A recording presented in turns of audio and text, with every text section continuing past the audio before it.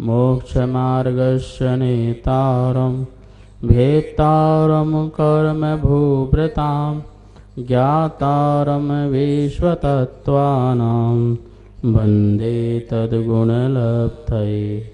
मङ्गलं भगवान् वीरो मङ्गलं गौतमो गणी मङ्गलं कुन्दकुन्दार्यो जैन धर्मोस्तु मंगलम।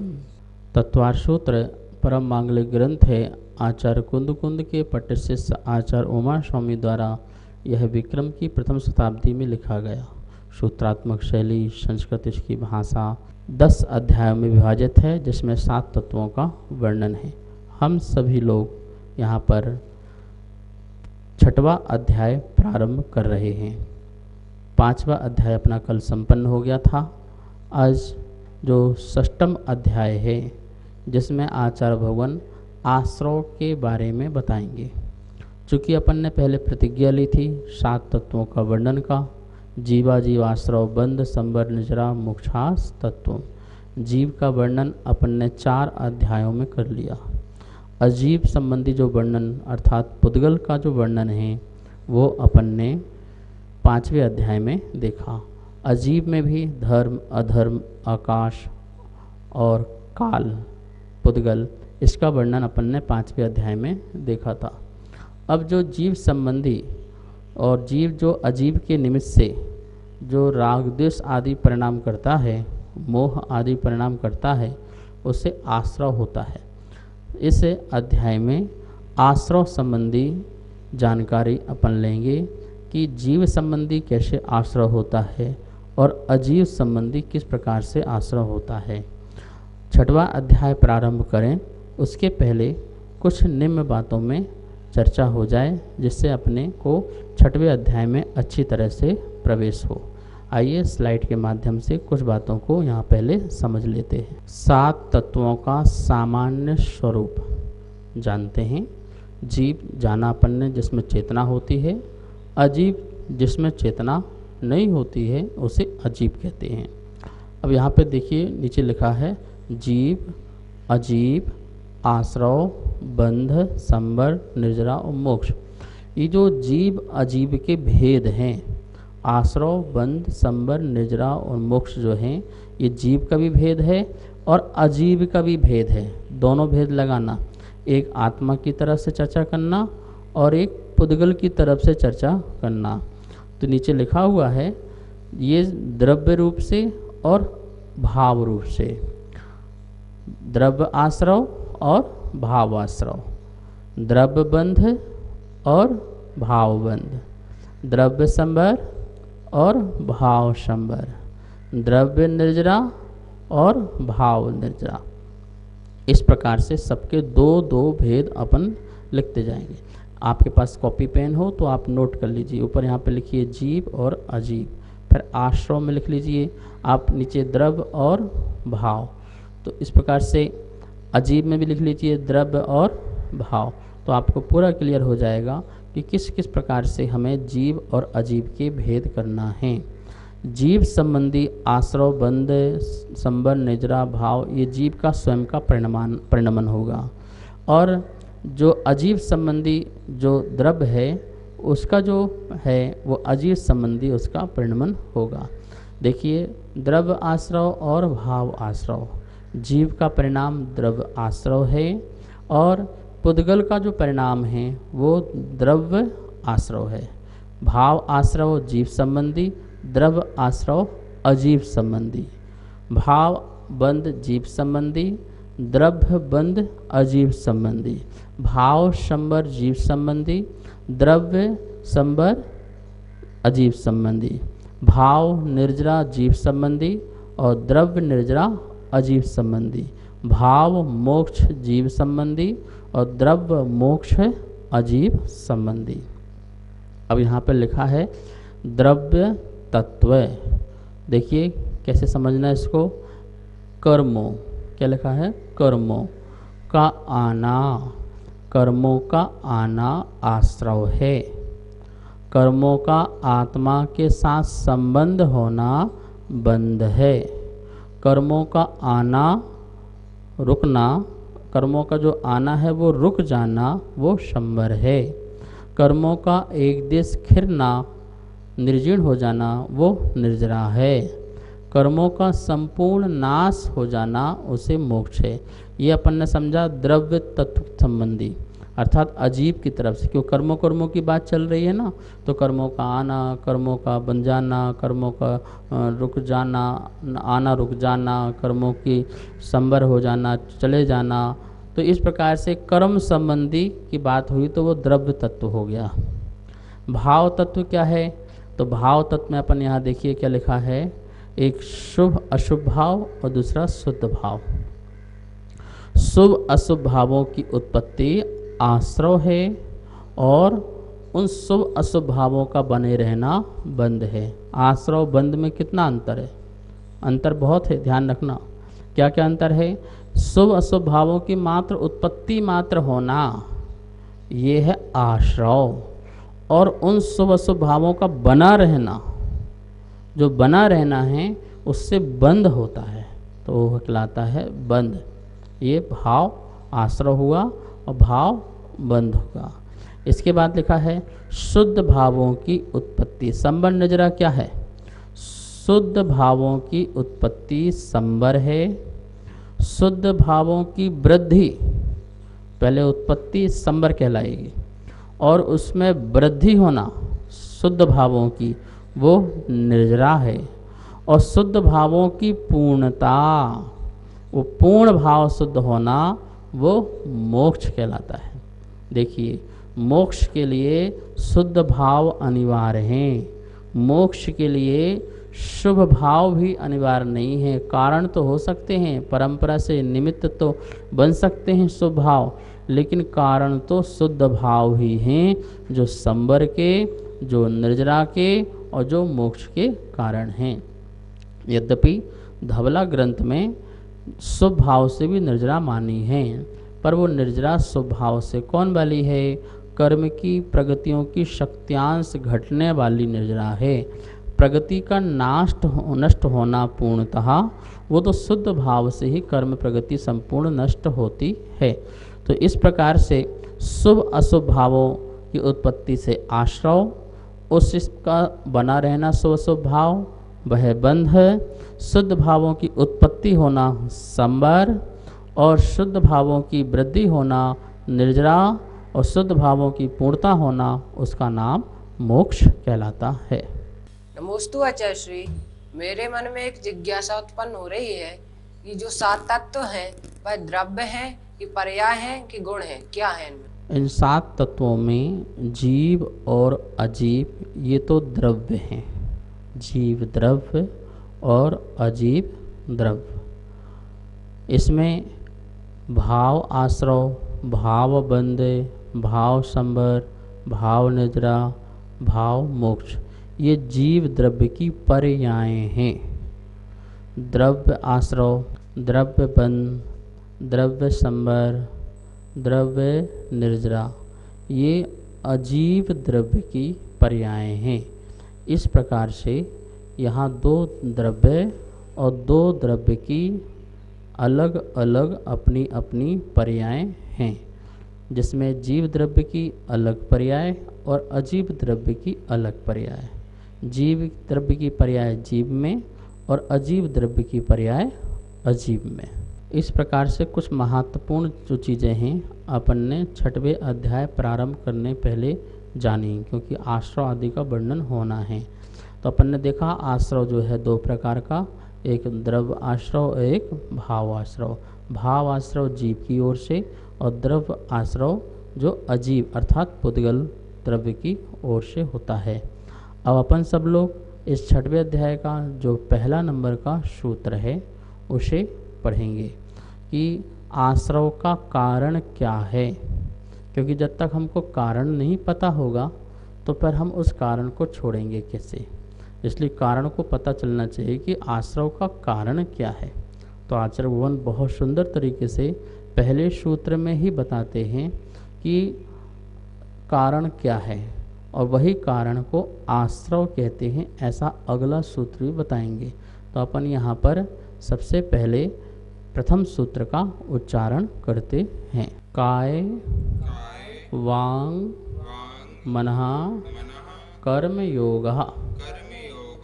काय वांग मनः कर्मयोगः। इस प्रकार से सूत्र का उच्चारण हुआ। अब इसका अर्थ बोर्ड के माध्यम से समझते हैं। षष्ठम अध्याय सूत्र नंबर पहला। काय वांग मनः कर्मयोगः। काय वांग मनः कर्मयोगः, ये सूत्र का उच्चारण है। अब देखिए, काय मतलब शरीर, वांग वाग मतलब वचन, मनः मनस शब्द से मनः मन, शरीर वचन और मन, ये कर्म मतलब क्रिया को योगः योग कहते हैं। मन वचन काय की क्रिया को योग कहते हैं। ये सूत्र का यहाँ पर अर्थ है। अब इस सूत्र के बारे में और भी विस्तार पूर्वक समझते हैं। यहाँ पर यह सूत्र का व्याख्यान प्राप्त था। अभी तक अपन ने जीव अजीव तत्व बारे में पढ़ा। अब आश्रव तत्व का व्याख्यान प्राप्त था, इसलिए यह यहाँ सूत्र बोला गया। योग जो है वो आश्रव का कारण होता है।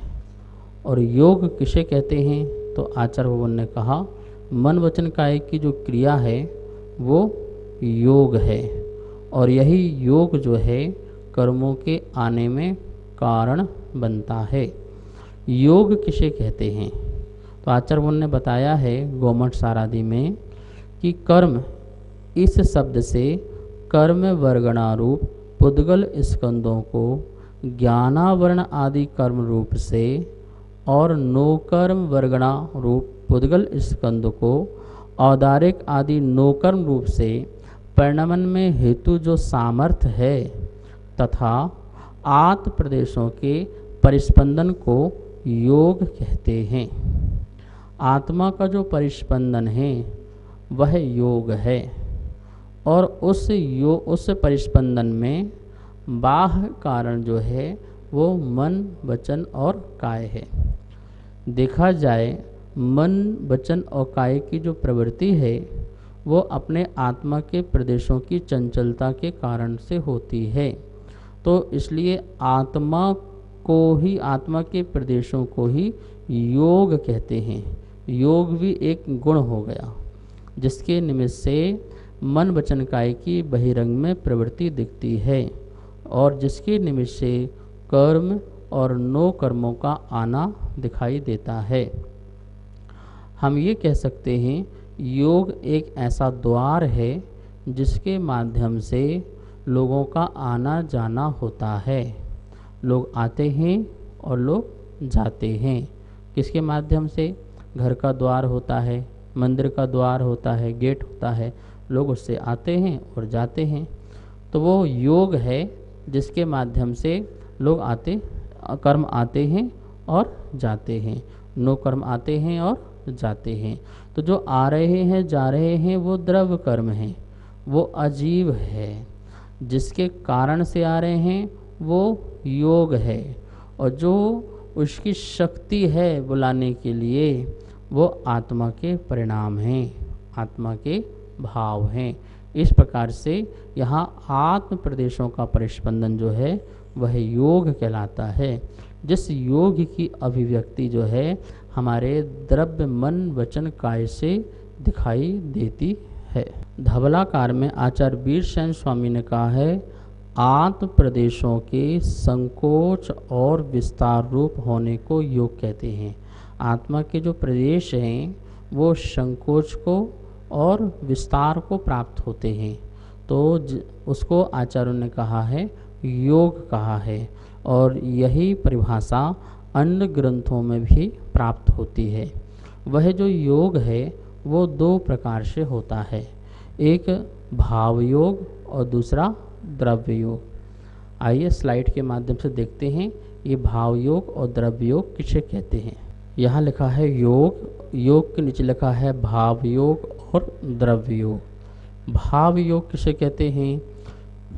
कर्म नो कर्म को ग्रहण करने की जीव की जो शक्ति है, कर्म और नो कर्म इन दोनों को ग्रहण करने की जो आत्मा की या जीव की जो शक्ति है उसे भाव योग कहते हैं। द्रव्य योग किसे कहते हैं? आत्म प्रदेशों में परिस्पंदन, उसमें निमित्त मन वचन काय की चेष्टा। दो चीज़ ध्यान रखनी है। आत्म प्रदेशों का परिस्पंदन ये द्रव्य योग है, और उसमें जो निमित्त है मन वचन काय की चेष्टा। अपन मन में जो विकल्प आ रहे हैं, जो मन के माध्यम से सोच रहे हैं, वचन से जो कह रहे हैं, काय से जो हमारी प्रवृत्ति चल रही है, ये सब चेष्टाएं जो हैं वो द्रव्य योग है। पर इसमें द्रव्य योग में भी आत्मा के परिस्पंदन निमित्त हैं। तो आत्मा के प्रदेशों का परिस्पंदन, उसमें निमित्त मन वचन काय की चेष्टा, ये द्रव्य योग कहलाती है। लेकिन जिस भावों से, जिस आत्मा के भाव से कर्म नो कर्म आने की जो शक्ति जीव में प्रकट होती है वो भाव योग कहलाती है। यहाँ देखिए लिखा है योग, शरीर वचन और मन की क्रिया करने के लिए उस क्रिया के अभिमुख जो आत्म प्रदेशों का परिस्पंदन है वह योग है। जो भी मन की क्रिया, वचन की क्रिया या काय की क्रिया करना है और उस क्रिया के प्रति जो अभिमुख हैं वो आत्मा के प्रदेशों में उससे परिस्पंदन होता है। वह जो परिस्पंदन है आचार्यों ने उसे योग कहा है। राजवार्तिक कार में आचार्य अकलंग देव ने भी बहुत सुंदर परिभाषा बताई है। वीर्यांतराय कर्म का क्षयोपशम अथवा क्षय हो जाने पर काय वर्गणाएँ आदियों की लब्धि हो जाने से जीवों के प्रदेश में जो परिस्पंदन होना है उसे योग कहा है। बहुत सुंदर परिभाषा बताई। अपने जो वीर्यांतराय कर्म हैं उसका क्षयोपशम हो जाए अथवा क्षय हो जाए तो उसके निमित्त से जो काय वर्गणाएँ आदि हैं उन काय वर्गणाओं की लब्धि प्राप्ति हो जाने पर आत्मा के प्रदेशों में जो परिस्पंदन होता है उसे योग कहते हैं। ठीक है ना। अब ये जो योग है वह योग कितने प्रकार का है? जो द्रव्य योग है तो उसके लिए यहाँ पर आचार्य ने सूत्र में ही 3 भेद किए हैं।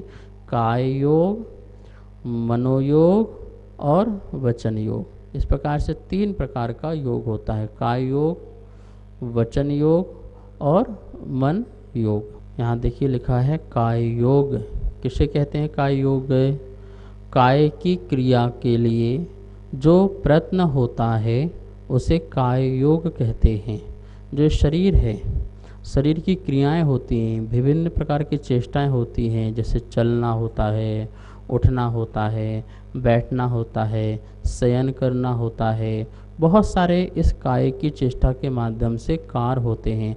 पैर उठाना, हाथ उठाना, बैठ जाना, खड़े हो जाना आदि अनेक प्रकार से जो भी जितने प्रकार की इस काय संबंधी क्रियाएं होती हैं उस क्रिया के लिए जो प्रयत्न होता है, प्रयत्न कौन करता है? प्रयत्न ये शरीर नहीं करता है। इस शरीर में तो उस कार्य करने की योग्यता मात्र होती है, लेकिन इस शरीर के द्वारा जो कार्य किया जाता है तो उसके लिए जो प्रयत्न होता है उस प्रयत्न को काय योग कहते हैं। उस प्रयत्न करने की जो शक्ति है वो काय योग है। देखा जाए वो शक्ति है तो वो भाव योग है, और जो उसके कारण जो आत्मा में परिस्पंदन हो रहा है वो द्रव्य काय योग है। भाव काय योग और द्रव्य काय योग। भाव काय योग शरीर के द्वारा जो कितनी क्रिया होना है उसमें जो प्रयत्न हुआ, वो जो शक्ति है वो भाव काय योग हुआ, और उसके माध्यम से जो आत्मा में परिस्पंदन हुआ, आत्म प्रदेशों में परिस्पंदन हुआ, वो द्रव्य काय योग हुआ।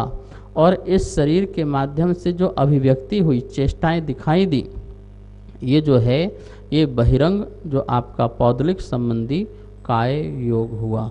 तो इस प्रकार से यहाँ पर अपन ने देखा काय योग की परिभाषा कितनी सुंदर लिखी है, साइंटिफिक लिखी है कि काय की क्रिया के लिए जो प्रयत्न होता है उसे काय योग कहते हैं।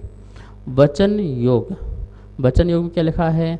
भाषा वर्गणा संबंधी पुद्गल स्कंदों का अवलंबन करके, एक एक शब्द में ध्यान दीजिए क्या लिखा है। भाषा वर्गणा कौन सी हैं? ये पौद्गलिक हैं। लिखा भी है संबंधी पुद्गल स्कंदों का, ये पुद्गल स्कंद है भाषा वर्गणा का अवलंबन करके, उनका अवलंबन लिया है हमने, मात्र उनका सहारा लिया है। अवलंबन करके जो जीव के प्रदेशों का संकोच विस्तार होता है वह वचन योग है। वचन योग क्या है? भाषा वर्गणा वचन योग नहीं है। वचन योग आत्मा को ही बोल रहे हैं कि आत्मा के प्रदेशों में जो संकोच विस्तार हुआ, हम जब बोलते हैं, जब हम भाषा कहते हैं, किसी को हम समझाते हैं, बताते हैं, अपने वार्तालाप करते हैं, तो उस समय आत्मा की शक्ति लगती नहीं लगती है? तो आत्मा की जो शक्ति लगना है वो भाव योग है, और उस शक्ति के कारण जो आत्मा के प्रदेशों में जो संकोच और विस्तार हो रहा है वह द्रव्य योग है। और आपके जो वचन योग हैं ये सब जो है अपने जो वचन हैं, जो भाषा वर्गणा हैं, वो पौद्गलिक संबंधी स्कंद हैं। तो इस प्रकार से भाषा वर्गणा संबंधी पुद्गल स्कंधों का अवलंबन करके जो जीव प्रदेशों का संकोच और विस्तार होता है वह वचन योग कहलाता है। इस प्रकार से जो तीसरा दिया हुआ है वह क्या दिया हुआ है? मन योग। मन योग में क्या लिखा हुआ है?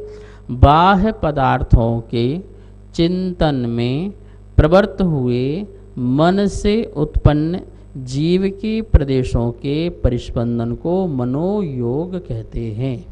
एक एक शब्द में ध्यान दीजिए। बाह्य पदार्थों के चिंतन में, बाह्य जगत में जितने पदार्थ हैं, कोई घर के बारे में सोच रहा है, कोई मकान के बारे में सोच रहा है, कोई पुत्र के बारे में, कोई परिवार के बारे में, कोई पैसे के बारे में, कोई स्वास्थ्य संबंधी को लेकर के अनेक प्रकार का चिंतन हो सकता है। कोई मंदिर के संबंधी में, कोई देवशास्त्र गुरु को निमित्त बना करके जो कुछ भी चिंतन में प्रवृत्त हुए मन से उत्पन्न जीव प्रदेशों में जो परिस्पंदन हो रहा है उसमें भी संकोच विस्तार हो रहा है। आप सोचेंगे, आप चिंतन करेंगे तो आत्मा के प्रदेशों में हलन चलन होगा कि नहीं होगा? देखिए, उस सोचने रूप जो शक्ति है, जो सोचने रूप जो शक्ति है वह शक्ति तो भाव मनोयोग है, और उसके निमित्त से जो आत्मा के परिस्पंदन होते हैं वो द्रव्य मनोयोग है। ऐसा भाव मनोयोग और द्रव्य मनोयोग, और इस द्रव्य मनोयोग में, भाव मनोयोग में निमित्त कारण यदि है तो वह बहिरंग निमित्त कारण यदि है तो जीव की जो मन रूप जो संरचना है, पौद्गलिक संरचना है, वो पौद्गलिक संरचना जो है उसको हम द्रव्य मन कहते हैं। ठीक है ना, शास्त्र में भी। तो इस प्रकार से मनोयोग, वचन योग और काय योग देखा जाए तो ये आत्मा की बात चल रही है, आत्मा के प्रदेशों की ओर से और आत्मा की निज शक्ति की ओर से बात चल रही है। और बोले यही योग, यही जो योग है वह आश्रव का कारण होता है, कर्मों के आने में कारण होता है। कर्म अपने आप कैसे आ जाएंगे? योग के माध्यम से ही तो कर्म आएंगे, अपने आप कर्म नहीं आने वाले हैं। कभी कर्म अपने आप नहीं आते हैं। जब तक मैं स्वयं आत्म परिस्पंदन रूप चेष्टा ना करूं, मन से, वचन से, काय से, आत्मा के योग से, जब तक मैं किसी प्रकार की चेष्टाएं ना करूं तब तक कोई किसी प्रकार का मेरे पास कर्म नहीं आ सकता। जब सिद्ध भगवान बन गए, कर्म नहीं आता, क्योंकि योग का वहाँ पर स्पंदन नहीं है, तो कर्म वहाँ पर आते नहीं हैं। तो जितना जितना हमारा परिस्पंदन रुकता जाएगा, इसी को ध्यान कहते हैं, इसी को सामायिक कहते हैं, इसी को कायोश्वर कहते हैं। यह हमारी ध्यान की मुद्रा है, जहाँ हम अपने आत्म प्रदेशों को, परिस्पंदन को, चंचलता को रोकते हैं, तो आश्रव जो कर्म का द्रव आश्रव होना है कर्म का, वो नहीं होता है, क्योंकि हमारा भाव आश्रव रुक गया। हमारा योग की क्रियाएं रुक गई। इसी को कहते हैं योग निरोध। क्या कहते हैं? योग निरोध। अपने योग का निरोध करना, मन वचन काय की जो आत्म परिस्पंदन है उस परिस्पंदन को रोकना, इसी का नाम योग निरोध है। और इसी योग निरोध के बल से हम समस्त कर्मों की क्या करते हैं? निर्जरा करते हैं। और जब तक निरोध नहीं करते हैं तो सदा आश्रव होता रहता है, और यही आश्रव हमारा संसार कहलाता है। इस प्रकार इस सूत्र के माध्यम से अपन ने देखा कि आश्रव में कारण कौन है, तो वह योग है। शेष विषय को अपन अब कर लेंगे। आज का स्वाध्याय संपन्न करते हैं। आइए जिनवाणी स्तुति करते हैं। जावाणी के ज्ञान से सूझे लोकालो, सोवाणी मस्तक धरो सदा देत हो धो। हे जिनवाणी भारती तो है जपो दिन रे, जो तेरी शरणा धरे सो पावे सुख चैन। सभी को बहुत बहुत मंगल आशीर्वाद। सभी को सादर जय जिनेन्द्र। तत्वार्थ सूत्र के द्वितीय अध्याय की पुस्तक छपकर आ चुकी हैं, जो कि आपको लॉकडाउन के बाद प्राप्त हो जाएंगी। आप अगर तीसरे अध्याय की पुस्तक छपवाना चाहते हैं तो नीचे दिए गए नंबर पर संपर्क करें। जय जिनेन्द्र।